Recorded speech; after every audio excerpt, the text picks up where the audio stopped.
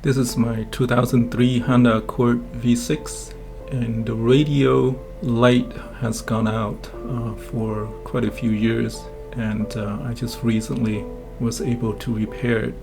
There's some video clips on YouTube that show you how to take apart the radio and repair the fuse. So in this video, I simply show those that know how to solder a different way to fix the problem. Please refer to the other video clips on how to remove the radio from the instrument panel. When you remove this plastic cover below the radio, make sure that you pull the top part out first, otherwise it won't come out. After I took the radio apart, I simply arranged the top board like this without removing the white ribbon cable.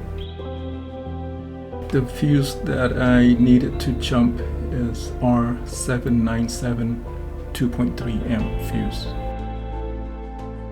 There isn't enough room for the soldering iron to get to the left side of the fuse from the top of the board. I couldn't do it from the side of the board either.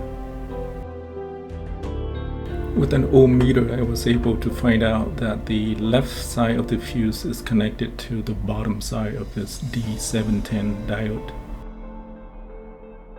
So I soldered this piece of wire from the right side of the fuse to the bottom of the diode. Before putting everything back, I added some thermal compound to the back of this power amp IC here, so that it doesn't get overheated. With everything being put back in place, the radio display came back on. See you guys in the next video. Bye.